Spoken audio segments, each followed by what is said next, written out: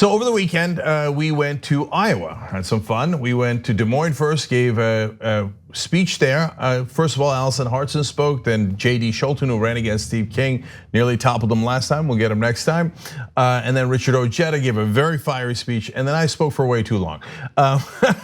It did go for an hour and a half about, but if you thought I couldn't out fiery Richard Ojeda, I think I might have done it. That is a good competition.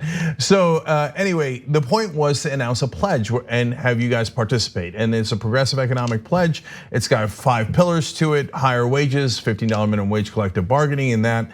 And obviously not taking corporate PAC money, so you can actually represent the average American worker, not the corporations. The second plank is Medicare for all. Third plank is Green New Deal. Fourth is college for all, so that everybody can live the American dream. And then fifth is to end the corruption by getting rid of private financing of elections.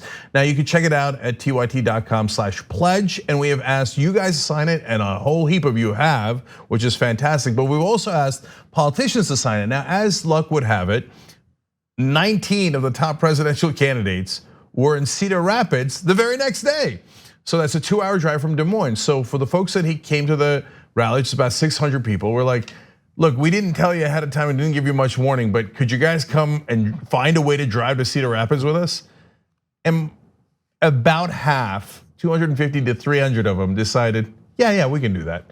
I love you guys. Okay, so we brought that crowd over to the Hall of Fame dinner where those 19 presidential candidates were.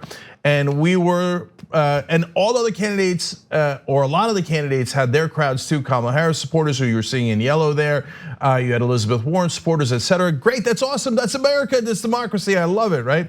We had the largest and definitely the loudest, which was noted by the press. No big deal. They noted it in like one line usually, and then they were like, oh, I guess no point in asking them what it's about. We were only there the whole day. Anyway, that's okay, we're gonna get to that. Most important part is, did it work? So we went and asked the presidential candidates that were there to sign the pledge, are you a progressive or not? Well, it partly worked, as you're about to see. But first, I wanna give you a sense of how the crowd was and how we were interacting with them. Who's gonna fix it? Who's gonna fix it? Me. Who's gonna fix it? Me. All right, I love you guys, thank you. TYT, TYT, TYT, TYT. All right, so they were in all these different groups. And then once I went to go speak to Amy Klobuchar, and so half the group came across the street with me. So it was this giant group crossing the street. So we were right next to the Klobuchar people, and they're like, no, we're like, no, we come in peace. All we want to do is ask if you're going to sign the pledge or not. And it's totally okay not to sign it, as you'll see in a second. But I did go to talk to Senator Klobuchar, and she said, I said, hi, I'm Cenk, I'm from the Young Turks. She said, oh, I know who you are. Oh, Klobuchar. Klobuchar. No, so that was fun. But look, guys, there's Senator Klobuchar of course should talk to us, as you'll see here. People we disagree with talked to us and had a very productive conversation. So, but first, we ran into our first candidate right away in the morning, Marianne Williamson. We asked her about the pledge. Let's see how it went. Marianne, you've heard about our progressive economic pledge? Yes, I signed your pledge. There we have it, first presidential candidate to sign the pledge. For some, it's not so easy to do because Medicare for all is on their Green New Deal, and a lot of the candidates have said they don't want to do that. Even constitutional amendments, some have had hesitation. You have no hesitation? Absolutely, it's the only way, those are the only two ways now that we can override Citizens United. And it must be done, you and I agree with that. That is the cancer underlying all the other cancers. Bam, 1 for 1, right out of the gate. Okay, so we're feeling pretty good. And 18 to go, at least on that day. And I got to speak to almost all the candidates on that day. At least we tried. We did get stiff-armed by a couple. Okay, but then we got to see one of the major candidates, Bernie Sanders. That was a bit of a moment of truth. Economic pledge yesterday, progressive economic pledge. Are you going to sign Senator Sanders? I believe that's his signature. It's an invisible yes. The answer is yes. No, good job on that. Thank you. So we now have two of the candidates signing. I talked to Klobuchar a second ago, and obviously and she's not ready to sign it. And this is to delineate who the real progressives are, because it seems like there's confusion. What you have put down there is kind of common sense. It ain't radical stuff. It talks about the need for health care for all, through a Medicare for all single-payer system. It talks about raising the minimum wage to $15 an hour, not a very radical idea. It talks about making sure that we save this planet, right, for our kids and our grandchildren. I don't think that's a radical idea. You're talking about getting money out of politics, ending the corruption that currently exists. We're with you, and I'm proud to sign it. So I just want to say, Anna, real quick. Yeah. Look, I didn't know that he was going to sign it that quickly. I think it makes sense. I think he's right. It's kind of the minimum. That's why it's not that hard. And it's okay if you're not a progressive candidate, as we're gonna see a couple in a second, for you to say, hey, no, but these are my ideas. But if you are a progressive candidate, it's not that hard. It pretty much is the bare minimum. Yeah, and I like the way that it just clearly outlines which policies a candidate needs to support in order to be considered a progressive, because right now the label of progressive is a popular label, and I see it being exploited. I mean, you guys talked about it during the rally, and I think that the whole purpose of this pledge makes a lot of sense. The comment I was gonna make is less substantive in regard to the interview you had with Bernie Sanders. It's just, I can't stop looking at your face while you're interviewing him, because you look so excited to be talking to him. No, I gotta tell you something. No. I was super excited the whole day to talk to everybody, as you're gonna see in the other interviews too, because I love this stuff. You look like a kid whose parents just gave him a Nintendo 64.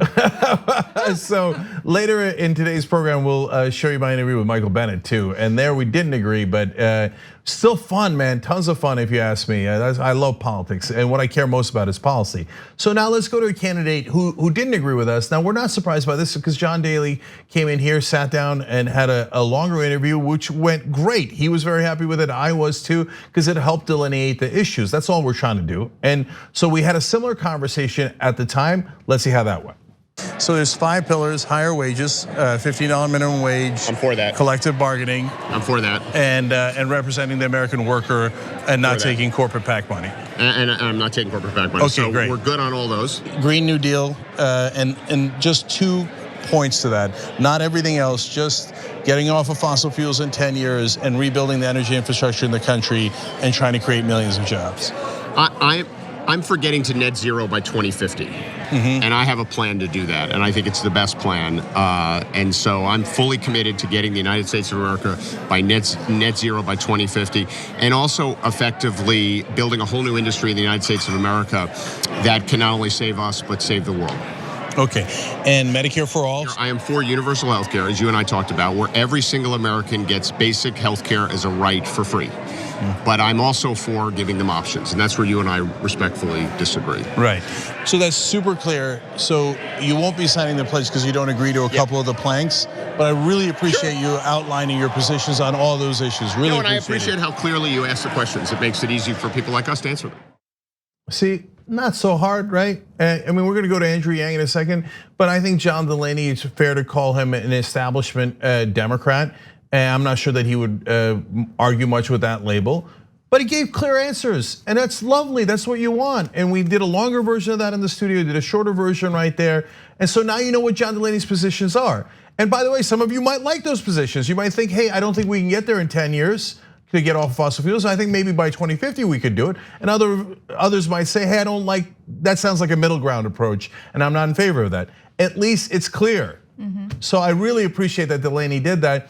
And so for the politicians that were not engaging, just calm down and have a conversation, and then make your case to the American people based on where you actually stand. So now let's go to a non-establishment politician and an outsider, Andrew Yang.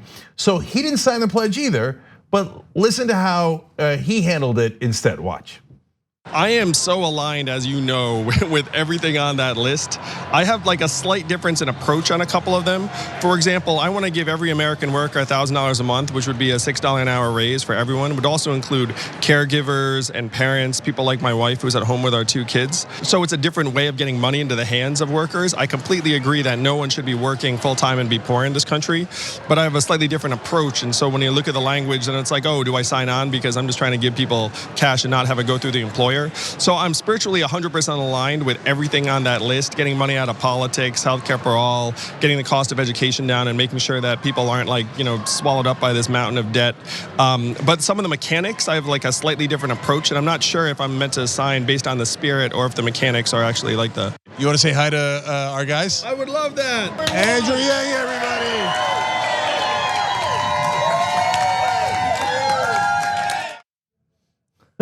See, look at that. It turns out you can disagree on some things, agree on a lot of other things, and then still have a moment to say, hey, you know what?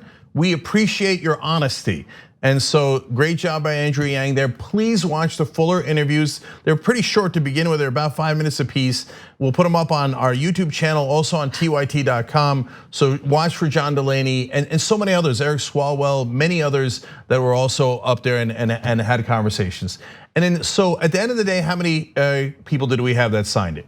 So out of the 24 candidates overall, 3 Democrats have already signed it. So Bernie Sanders, Marianne Williamson, and then Mike Gravel's team heard about it online, and they reached out to us even though they weren't there in Cedar Rapids. And they're like, we're gonna check with Mike, and they just checked with Senator Gravel, and he's like, oh yeah, and he went online and signed it immediately. Nice. So actually 5 down, because 3 said yes, 2 definitely no, but for good and interesting reasons. Check it out for yourself. And then finally, the rest are, and very fair, because we just did it the day before, announced it the day before, said, let me read it and get back to you. And how do you do that? This is a great way of doing it. Here's Mayor de Blasio.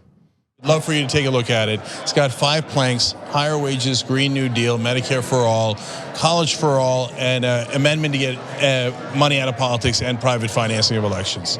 So can we send it to you and have you take a look? You have to send it to me. I want to tell you, first, I just want to thank you for everything you do to help build the progressive movement, to help educate the people of this country. I remind everyone, you were one of the first people in the media to predict that I would become mayor of New York City because you saw the progressive movement building, and you've been way ahead of curve before. I love what I'm hearing about the pledge. I got to read it first, but I am looking forward to it, and I have a feeling we're going to be on the same page. He knows how to appeal to you. You were so right in your predictions, Cenk. You're so right. You were the first one to predict it. No, it's true. No, seriously, guys.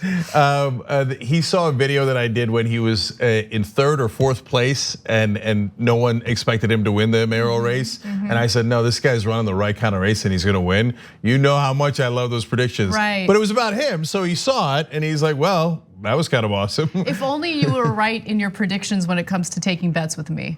Oh, damn, shots fired. Okay, so bottom line is we're looking forward to the other presidential candidates weighing in. But remember, guys, it's not just about them. There's also progressive groups and congressional people. If you didn't see my speech on Saturday, I'm gonna tell you some great names that have signed in a second too. But most of all, we need you guys to sign it, because the more the people that sign it, the stronger it is and the more power that it has. So I know this is a huge, outlandish number, but if 1 million people had signed the pledge, then people would be like, wait, that's 1 million Democratic voters in a primary. I'm gonna take a second look at that pledge. Okay, so tyt.com/pledge. And finally, the other folks who have signed, great progressive organizations like PCCC. So go to boldprogressives.org if you want to check out more about them. Justice Democrats have signed, and Ro Khanna, congressional Representative Ro Khanna, obviously the first Justice Democrat ever, and Alexandria Ocasio-Cortez. She's also signed the pledge, and many others, including the legendary Anna Kasparian and other folks in the network, John Iadarola, Kyle Kulinski, etc.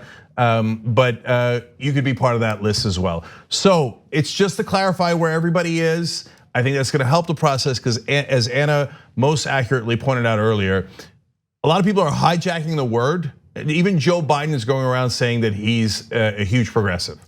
But if you don't agree to almost any of the planks in the progressive pledge, I think it's fair to say that you should probably use a different word. It doesn't mean that your point of view is illegitimate. Go make your case. That is your action. Those are your positions. You should defend them. But let's be clear about what the labels are. So let me just play devil's advocate for 1 second. What would you say to those who would argue, well, who the hell is Cenk Uygur to be the arbiter of what is and isn't progressive policy? Okay, first thing I would say is, how dare you? Like Richard Ojeda, how dare you? Okay, no, of course, the point of having the other groups sign is so that you know, so we didn't just make it up, right? There are other progressive groups and other progressive leaders who said, yes, that is the core of what it means to be a progressive. So, and we're looking forward to more groups signing up. By the way, a lot of you are in those groups. And I explained to the guys in Des Moines and in Cedar Rapids, look, we're loud and insistent, and the reporters pointed that out. They certainly noticed that, but we're also polite. We're very, very polite when we go up to these candidates or to your own groups or to anyone. We just simply ask, do you want to sign or don't you? And please take time to think about it, because we don't want it to be an empty signature that doesn't mean anything. And once you've thought about it and deliberated on it, please give us a clear answer. It's definitely not too much to ask for. So my guess is a lot of you guys will ask more progressive groups to sign, and a lot of them will. And the more groups that sign, the more legislators that sign, more candidates that sign, and again, most importantly, more of you that sign, the bigger and stronger that pledge gets, so that the media can't ignore it. And look, honestly, that's one of the biggest problems, because the media generally doesn't clarify. They say Sanders progressive, Biden progressive, we're moving on. They have vastly different policies, and that should be clarified. The TYT Plus app is now available on iOS and Android. Download to get more TYT content at tyt.com/app.